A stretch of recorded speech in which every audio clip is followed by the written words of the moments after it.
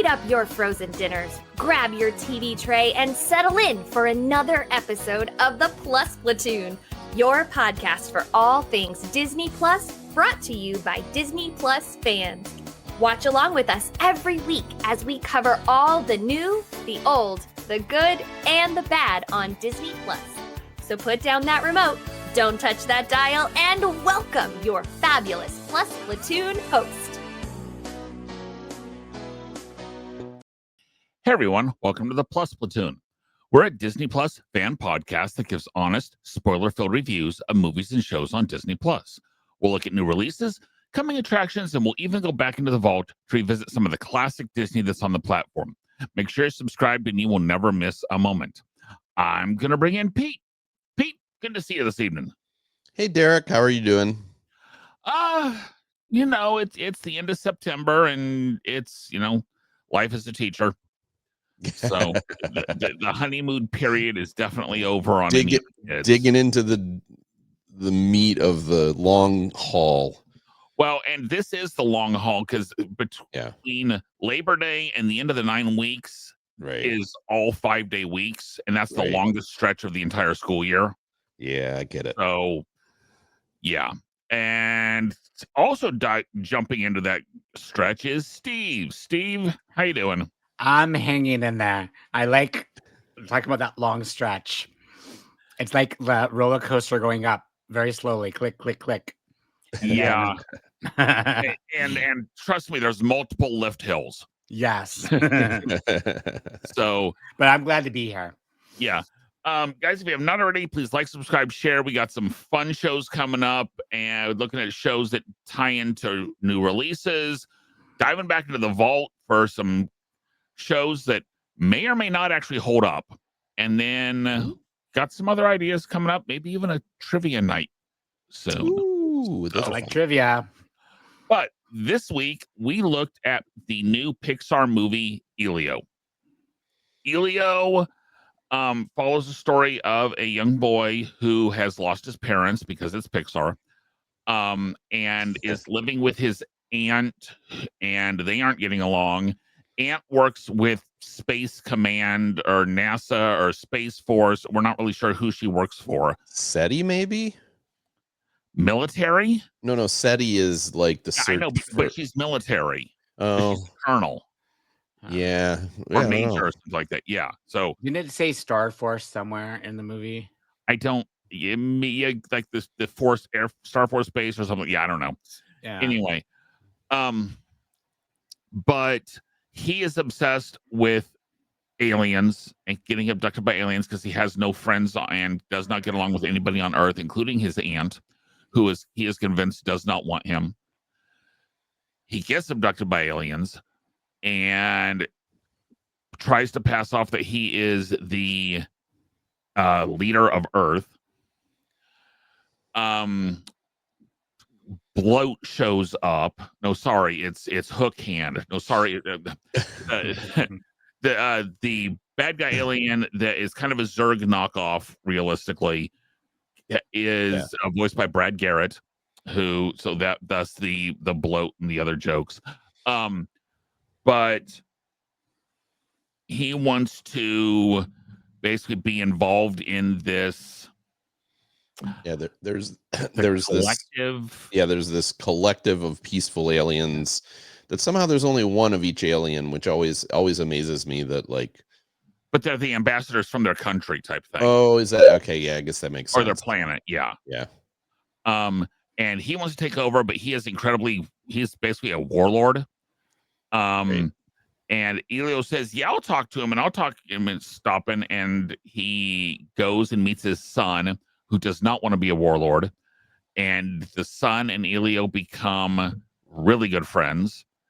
And then Elio gets shipped back to Earth because they find out he's not really the leader of Earth. He's just a kid. And then they have to go back to save the son. And the dad puts the son ahead of the warmongering, and everybody lives happily ever after, basically. Mm-hmm. So what about this made this movie blast off? What worked for you for this movie, Pete? I liked this movie better when it was called Lilo and Stitch. But overall, I did enjoy. I mean, I'm kind of half joking there, but there was definitely some commonality. Elio was a lot like Lilo. Like he was, he had a lot of anger issues. He was, he was obviously. I mean, this movie showed a lot of the trauma of, kid lost his parents, and his reaction to that is like, no one here wants me, no one here loves me, I want to. And his reaction was, I want to be abducted by aliens, which I suppose is better than beating up everybody around you. But it kind of his character reminded me a lot of Lilo.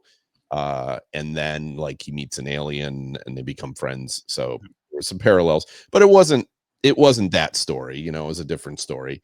So I did for the most part enjoy the story. There was a lot of clever stuff with the aliens, the stuff with there was the one scene with the Elio clone where he like distracts the guard and everything like that. There were some funny moments in this movie. Not a ton of them, but enough of them that it kept me. The movie kept me entertained for its length. I don't think it was super. It didn't feel like it was super long. Was it like an hour 40 or something? It was an hour 40. Yeah. So it wasn't. It didn't feel fat or anything. Like there weren't scenes where I was like, oh, this is just gotta end. So it was a good story. I enjoyed it. The animation, of course, being Pixar, was all high quality. They did a lot of interesting things with the aliens. So for the most part, I liked it. What about you, Steve? Did you enjoy it? You liked it more than I did. Yeah. It did not keep my interest. I caught myself sort of dozing off. I find it funny you brought up Lilo and Stitch, because my other half and I, he turned to me and goes, "Isn't she like is it Lilo's sister?" Another. Yeah, It's yeah. like No, she's like it's like a grown up sister. Yeah, Like she's grown up and she got a little bit more of a story. Some of the animation was fine. I mean, I did like where they did sort of the clone and him being silly, and some of that animation with the hair moving, like, and then there's like the first opening with the water was very cool, like animation. But yeah, it was not my favorite. I don't have a lot out there. Okay. I'd say near the end, it did make me tear up a little bit as a listener, because I guess that's coming later. I'll talk about that in the next part. Okay. I would agree. Very visually stunning, incredibly visually stunning, incredibly bright colors, which you don't always get from Pixar. This was very much, let's see how many different colors we can put into this, and it worked. Visually, I think it worked. I think I liked that they brought up a kid who truly cannot make friends anywhere and is getting picked on and feels like he does not belong at all. He was not likable at the beginning. That was the tough thing, because it also reminded me of Lilo. Was like, I always have a hard time when they portray a kid that annoying, and like I'd rather have them be like, this is a good kid, and why can't he make friends? He just doesn't know how, as opposed to he's a little bit of a, like he was like when that kid came up to start to talk to him, he was a jerk towards him. Yeah. Because he didn't know how. I mean, maybe it's because he didn't know how to do it, but he was immediately dismissive of him, Anyway, sorry, Derek, I didn't mean to steal your discussion. And see, to me, there are kids like that. Oh, yeah, for sure. Yeah. And they are underrepresented there are, I hate to use the term, especially lately, but kids seemed a little, I'm going to use the old term that they used to use, a little bit like he had a little bit of Asperger's in him as far as the knowing social cues. And that is a very common thing in certain sections of kids that don't always necessarily don't know social cues. Right. Get the kid and get what you want, and then okay, now go away. Yeah. I like the fact that they brought that in. Yes, the kid seemed like a jerk, but at the same time seemed very relatable to me. Yeah, So I can see that.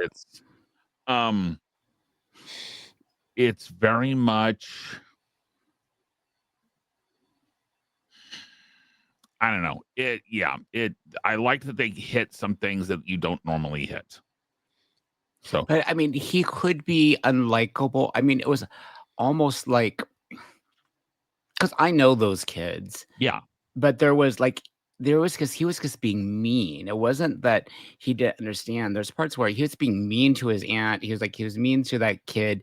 He was just downright mean. It wasn't like he doesn't know the social cues. Like, Yeah, I mean, it got better. I will say Yeah. that. Like he became more of an appealing character as the movie went on, more so than Lilo ever does in Lilo and Stitch. So I think he became, when he once he was abducted, I think he became a more well-rounded character, and as opposed to, he was still being a liar, but he had gotten what he always wanted. And like he didn't want to lose it. So I understood his motivation at that point, and why he was scrambling to try and keep what he had. So but it was a good depiction of loneliness, of someone that doesn't know how to make friends. And so I agree with you there, Derek. Okay, so this movie cost $150 million to make. It brought in approximately worldwide, it actually ended up bringing in about 200, which is still basically not breaking even, because by the time you get all the advertising and everything in there as well. But it is also the #1 viewed Disney Plus movie this fall, over the new live action Lilo and Stitch, which did so much better at theaters. So, and I think we all went into this with incredibly low expectations. Mm-hmm. And we went into this not expecting this to be good. And I'm curious, with the families all watching it at home, is it the fact that, was Elio doomed from being a commercial success by the reviews? Was it doomed by something else? Was there something else about it that made it not able to be a good commercial success, if that makes sense? Steve, what do you think? I think because this went through a total redo or whatever, because I read that they did an initial screening and basically everyone in the audience said they would not pay to see it. So the director left, new people came in. I think what really hurt it was all the changes, and it lost what the heart of the story originally was. It got changed so much that they had sort of mismatched thing that lost its true finding or whatever it is. And I think that really hurt. I think reviewers saw that, and then if reviewers see it, that's what, for me, I guess, did not hit. I think I lost some of its heart. And because you talked earlier about having that identity, and I think some of that identity, how it was originally written from the director, because the director was writing it as his coming out story, his sort of parenting heart, and I think I lost some of that heart. It's still there, but it got changed so much that there were originally supposed to be some very strong LGBTQ overtones in it, that Disney basically said no. They're still there. They're definitely still there. They are most definitely still there. However, they were not. I think they're not very front and center. No. Yeah. I had two. To me, it was, yes, the reviews didn't help, but I think the reviews were kind of on the money for part of it. Pete talked about how he didn't think there were sections of this was too long. The fact that nothing really happens for the first 25 minutes, except for you see that Elio's not doesn't have any friends and that kind of, and doesn't get along with his aunt and such, and he doesn't get abducted until a third of the way into the movie, and you don't see the aliens actually show up until a third of the way into the movie. Yeah. I think that could have been, instead of an hour 40, this could have been hour 25. I agree with that. I also think we discussed the trauma that he went through, and we discussed the between both the, lack of, feeling like he fits in and belongs, and the loss of both parents. And I think that can be very triggering to some people, and both of those can be. And I think that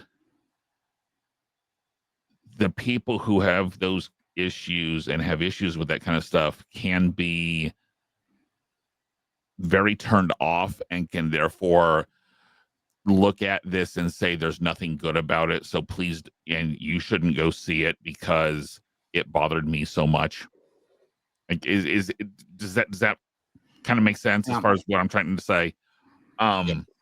So yeah, that was my biggest thought on why this was not necessarily successful. It was very trauma centered, which you don't necessarily always expect or even necessarily want from a kid's Pixar movie.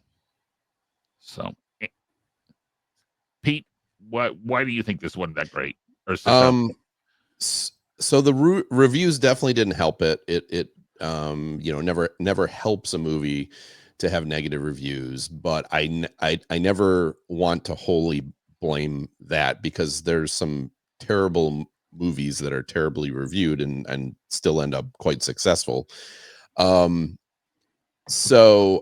But I think it was a combination of that. It was original, which I think people rely more on reviews with something original versus, Jurassic Park 7 or whatever, where they go, well, I'm gonna go see dinosaurs. Toy On Story movie. 5 or 6 or whatever we're on now. Right. But I also think that I don't think it was marketed very well, because I never felt from the marketing that I really knew what the story was about. They just kind of showed a bunch of scenes and tried to make it funny, but like I didn't get. I don't think the marketing was very good. And but the other odd thing was, and that made me want to see this movie, was like most of the initial reviews were bad. Then the movie comes out, it doesn't do well, and the story is, why isn't this movie doing better? It's actually pretty good. And and I was like, but wait a second, you're the same people that were just 2 weeks ago telling me how bad this movie was. Now you're saying it's pretty good. I don't get it. So it's so hard to tell, but I think, I mean, we hate the dearth of originality, but the problem is originality is harder to sell. And I do say, a little bit of what Derek is saying is there is, a little bit of darkness to this movie, especially early on, and late. And late, which makes it harder to get into, I think, and to give it to give it an enthusiasm to the viewers. So, I think, and big picture, I think we're gonna be talking about this next. I think I also agree with Steve in that I think by going through and like muting this movie, the movie is a bit muddled in terms of tone, and so it doesn't completely work. So I don't think there'd be a lot of people that would go in and go, wow, this was so good, I gotta tell my friends, I gotta go see it. Do you think they marketed it wrong? Because I remember seeing a preview in the theaters. I don't remember which movie I was watching, Mhm. but there was a preview for it, and it seemed more like, "Hey, this is going to be funny," because it's not really. It's not a comedy. It's not a comedy. It's a very finding yourself, going through that darkness and finding yourself. So I think if they had marketed it different and With a people hint walked of in, Flight of the Navigator. right? So if you walked in knowing what you're going to get, because if I remember from the previews, it looked like it was going to be a hilarious movie. Well, and I wonder if they should have more marketed it, because as you said, they were trying to market the humor, but it didn't tell you much about it. In turn, that didn't tell you much about the movie, and I almost wonder if they had more marketed like the wonder of it or something. That, like, I don't know. I'm not a marketing person, so I don't know. I don't know how to even do that, convince people to go see a movie. I sometimes, as I said, I sometimes think the Disney people aren't even very good at it. Right. But yeah, so I don't want to blame it wholly on the reviews. Basically, I don't. The reviews certainly didn't help. And again, as I said, when it's original movie, it's harder to sell, to make big money. You at that point, you got to rely on word of mouth. And I just don't think that this was good enough for the word of mouth to press it. A similar thing happened a couple years ago with, was it Elemental, where like the initial reviews weren't that good. It started out not that good, but then it got good word of mouth, and it actually built as the summer went on, and it ended up being a financial success, even though it didn't start out as one. And I don't love that movie either, but I think it caught people's, it more had a central theme that could catch your attention and you could get behind. And I think this movie didn't have that. And I think people that went to see it were kind of like, yeah, it was okay, and as Derek said, probably was a little too much for little kids. My son would have gotten up and left. Yeah. Yeah, when he was little, there's no way we would have made it through this. Yeah. So, okay, so we've had Elio, we've had Elemental, we've had Turning Red, we've had even all the way back to Soul. Pixar new movies, original idea movies have struggled. Lightyear. Yeah. Well, I'm not sure I count that necessarily as an original movie, just because it has it's right on the edge. Right. Yeah. But what does Pixar need to do differently to get their original stories to be successful? And I saw one thing where part of it is with their original stories at the timing of their release. In the summer, this was literally released a week after the How to Train Your Dragon movie. Yeah. And the next one they're actually releasing it in March. As opposed to their typical June or June release. They're taking the June release for their sequel that's coming out next year, and which I think is that gonna be Toy Story 5? I believe that's, yeah, I think so. Or is Yeah. it Frozen 3, or is it? No, I think it's Toy Story 5. Okay. But the new I'll look the it up one while about we're talking. the beavers and whatever is coming out in March. And I've seen something where that may actually be a key to helping it be more successful, because all it's coming out against is like a horror movie, and there's not many kids stuff being released in March. And the thought is, if they can get it out in time for spring break, that may actually help it be more of a financial success. I also think Steve, I think you're right. They need to market it how the movie really is. They need to market it as far as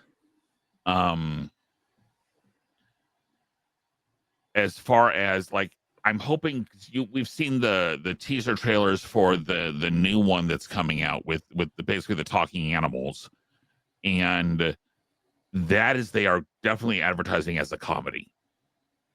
So Yes. it needs to be a comedy. I think Pixar Pixar needs something has a point, but is not too heavy. I mean, you want to talk about heavy Pixar? Look at Onward. Yeah. I mean, Yeah. and this reminded me honestly a lot of the themes behind Onward with the loss and the trauma and that kind of stuff. Yeah. It's yeah. Go ahead, Pete. I think, you know, if Pixar wants big hits, and I don't want them to completely get rid of this, but they've always been a very director story driven studio, in that, you know, they have Andrew Stanton, John Lasseter, Brad Bird the director comes up with the story, and, you know, they very much let that drive the movie, the story of the movie. And I feel like the stories have gotten like so personal that they are limiting their appeal to a degree. You know, So you think maybe just getting too narrow? they're getting like too narrow and I mean, you think of something, and Soul was very serious, as you say. Onward had a very serious overtones. Even Turning Red, you know, Elemental. and Elemental did about like, you know, Elemental was Romeo and Juliet. I mean, well, it was, but Without with them both with a lot of like immigration, you know, the immigrant experience and everything like that, and it can be a bit heavy. And I think it's hard for a movie to like reach the masses when, especially animated movies, you're going there to escape from, for the most part. And I think there's still a place for these type of movies, but if they want to have some hints, like watching the trailer for the Hoppers, you know, you mentioned, there doesn't feel like there's any of that there, really. It's like, oh, this is going to be a movie about someone that transfers their consciousness into another animal, into an animal, and then goes out in the woods and, you know, does something funny and stops a construction company from destroying an animal habitat. So it's Pixar's answer to Avatar. Well, it's not Avatar. They keep saying that in the trailer. It's not Avatar. Well, so one thing that came to my mind, I'd have to go back, but I look at like Toy Story, Cars, are their films moving towards more trying to do what I'd call human stories with human characters, instead of this more fantasy where you're still getting the human story there, but it's not humans. But it's not right. And I would agree with that. I would agree. I think Pixar's weakest ones are the ones humans, where they actually have people. Mm-hmm. Yeah. And then my other half mention of that lack of song that connects, because Toy Story had A Friend in Me. There wasn't a song in this. There's not, like he said, it's not a song. But Cars did. We were talking to Cars. They really have a song, but it had the Route 66. It had those songs that people really connect to. And then I think what's the Red Panda one or whatever? Turning Red. That had Turning Red, but that had the boys. So it had the boys band thing, right? That sort of helped, but sort of that lack of song that really connects the movie. I mean, because Up didn't really have music, but they had that music at the beginning in the opening scene. Those had human characters, but you need that story that sort of just punches you right at the beginning and has you buying in. But a lot of those, like, as I said, I feel like some of these stories, they're going to hit certain people. Like that's what I thought with Onward, was like, this movie is going to hit certain people really hard, but it didn't hit me because I didn't have that experience. And I feel like, you know, I think like, you know, Cars gets a lot of crap because of how toy centric it became. But I think the first movie it's about learning to slow down and appreciate life and your friends and everything like that. And that's something everyone can relate to. And so I think, and the same thing with like Toy Story, is like, you know, growing up and, you know, or, you getting past I don't know.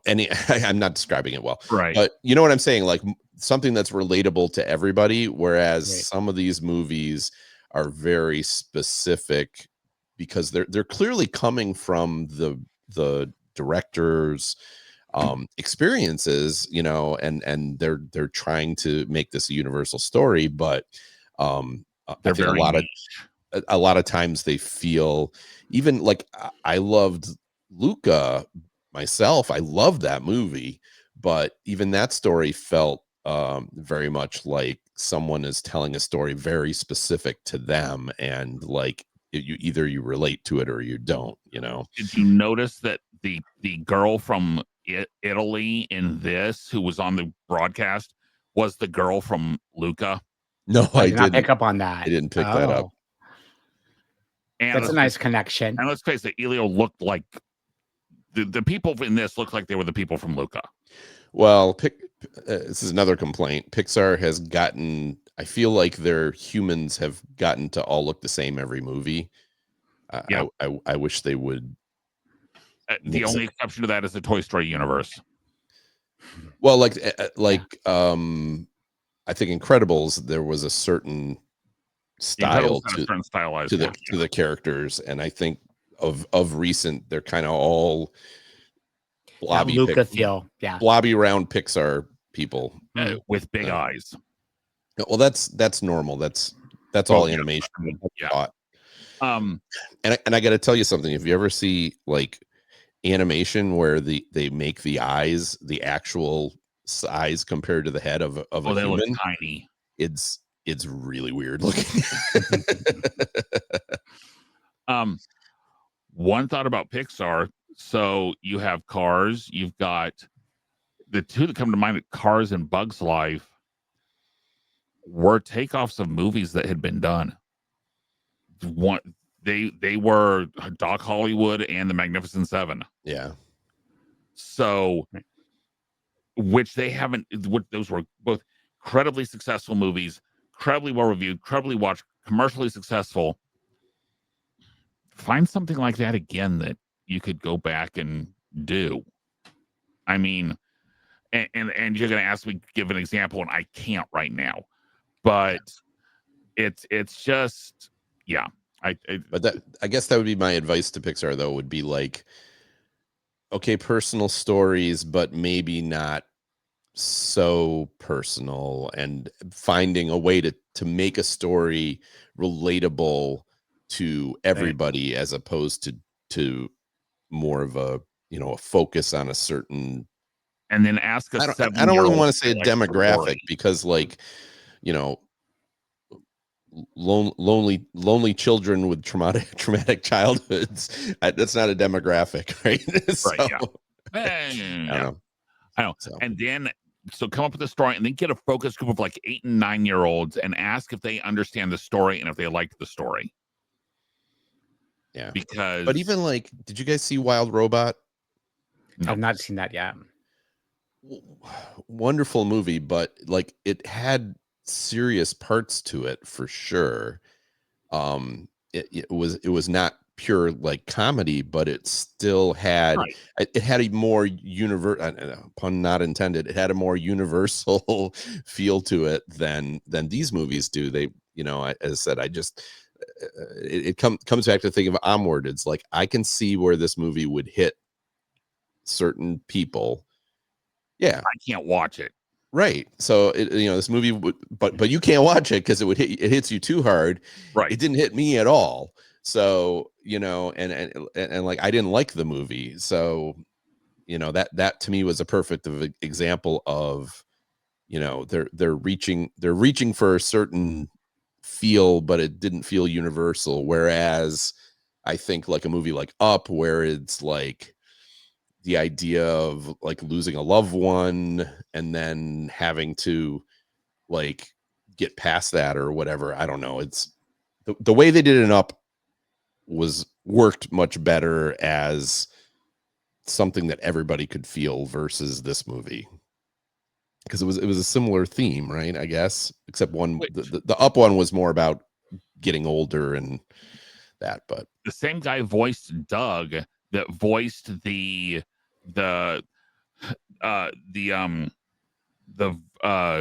ambassador that sounded like the Mad Hatter. oh, okay, the one that always had the drink in his hand. The Ed Wynn kind of sounding character. Yeah. Also voiced Doug in Up. Oh, So, okay. see, we don't just complain; we teach. Doug was funnier. Yeah, No, I mean, again, beyond all this, that's kind of complaining. I did enjoy this. I didn't think it was a great movie, but I did enjoy this movie. I didn't mind watching it. And I thought it went fast for me. So, I, this, as I said, I don't think it deserved the failure that it was. But it also, I also can kind of understand it, because it certainly wasn't great. There were some good moments. There were some, I mean, even like at the beginning, like when it's like, oh, the parents died, we're doing this again. Really? Do we have to do like that feels so overdone for Disney and Pixar. It's like, no, we just never start the movie that way anymore. We don't need that. And the other thought I had about as far as why it might not be commercially successful, and I read this a couple other places too. With Disney Plus, when the pandemic came around, people got used to watching Pixar movies on Disney Plus. Yeah, because there were like 3 of them released directly to Disney Plus, and one argument is people got used to watching Pixar movies just as they came out on Disney Plus and not feel like they needed to go to the theaters anymore. And people are doing that more with streaming now anyway. Well, I think it's sort of changing how we see movies. I would agree. I know I watched this initially on like a 24-inch or 27-inch screen, and I want to go back and for the visuals, I at least want to go back and watch like the first 30 minutes of it just to see on like my bigger screen upstairs, just to see the visuals, to see what effect they have on a bigger screen. Mm-hmm. I agree with what you said. I think particularly even beyond that is then for a while after movies were going to theaters again, they still would come to Disney Plus in like a month and a half. And I think Disney finally realized they were kicking themselves or shooting themselves in the foot. I don't want to mix my metaphors. Yeah. Kicking themselves in the foot.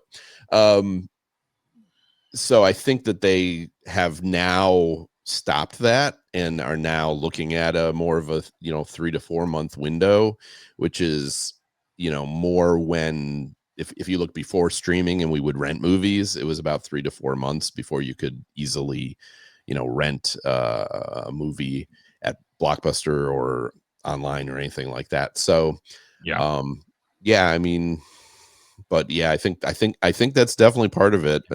And it doesn't help that like I didn't go to see this in the theaters because for me to go with my family and then we get popcorn and stuff and it's $50 to $70. Yeah. And I looked at it and went, well, the reviews weren't that good and I can wait a couple months, I mean, I'm gonna have to watch it anyway for this. I'm gonna have to watch it for the Plus Platoon. Yeah. Okay. As we always do, we do cups of pixie dust out of 5 for all the movies and shows we review. Pete, for Elio, cups of pixie dust out of 5.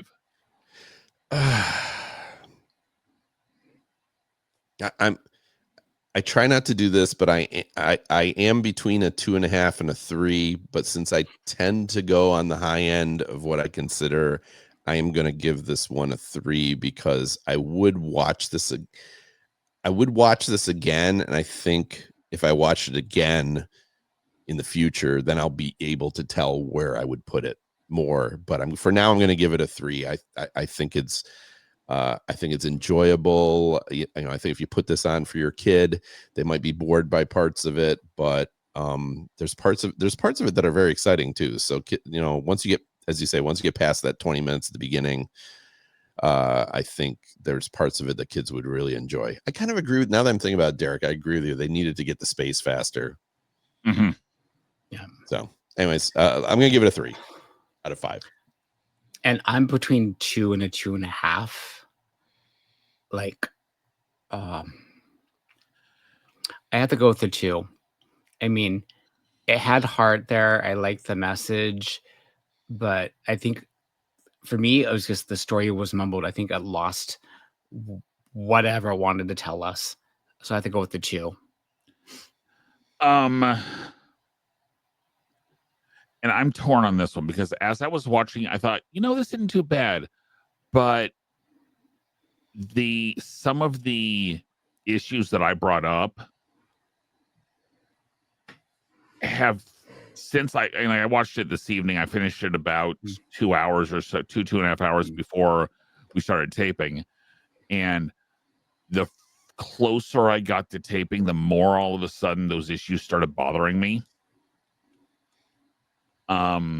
Which I think has to pull the ranking on this down. So I'm gonna go with a 2 on this.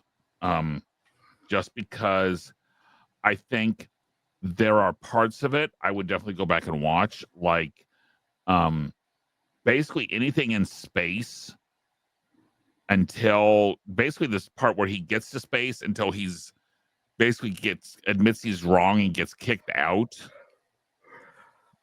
And even some of the like when he gets home and her with the conspiracy board, I thought was a nice touch. Yeah. Well, and then the Terminator, the thumbs up as he's melting down. Yeah. But oh yeah, that was funny. The thumb fell off and he put it back on. Yeah. But it just some of the stuff that he went through and that it made me think about. I just cannot give this much higher of a rating than a 2, just because that's my overall impression of it. So, I mean, it's not a bad movie to watch. No.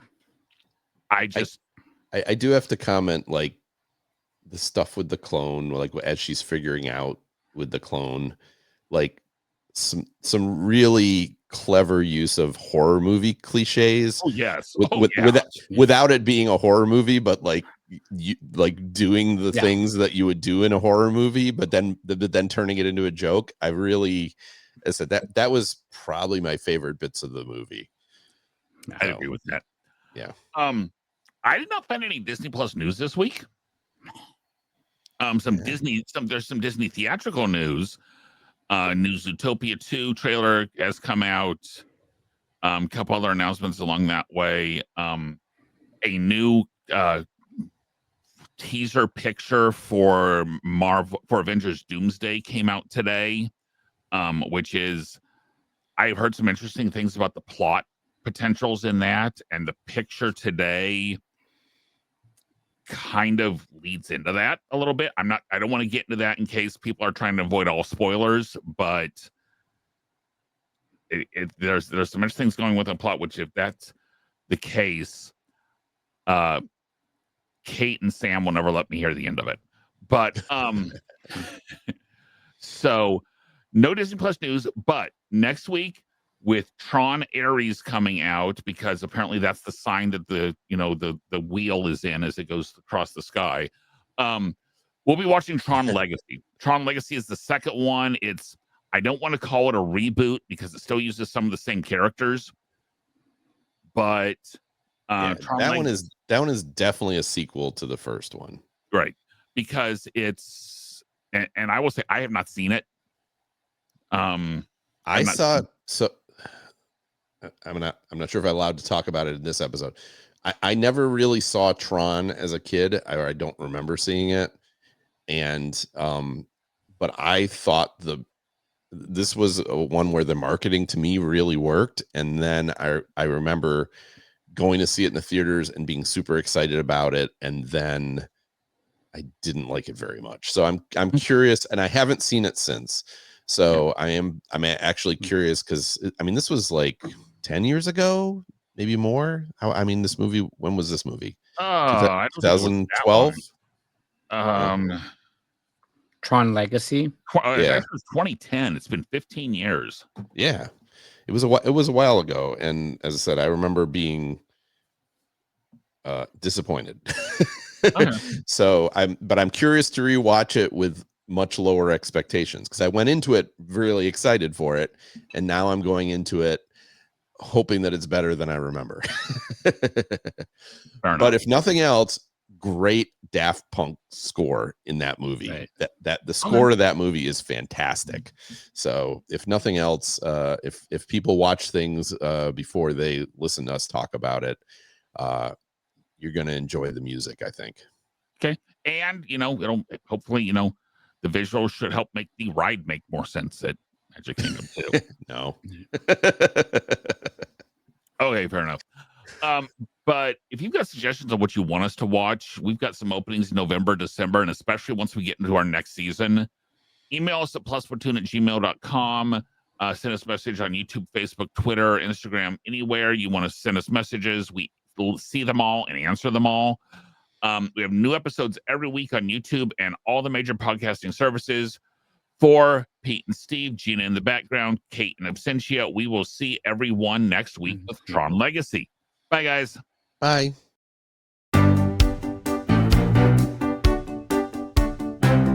Thanks for watching this week's episode of the Plus Platoon. Be sure to subscribe to the Plus Platoon podcast to keep getting great content each week. Then head over to Apple Podcasts and leave those 5-star reviews, as they help make the Plus Platoon visible to even more Disney Plus fans. Also, go to YouTube and like and subscribe to the Plus Platoon channel, where you can watch all future episodes live. If you have a question for the Plus Platoon, please send us an email to plusplatoon@gmail.com or connect with us on Facebook, Twitter, or Instagram @plusplatoon. The Plus Platoon is a Disney Plus fan podcast and is not affiliated with the Walt Disney Company or the Disney Plus streaming service. All opinions expressed on the show are solely those of the individual hosts and in no way reflect the views of the Walt Disney Company. Thanks for watching, and be sure to stay tuned for next week's episode, because the Plus Platoon is to be continued.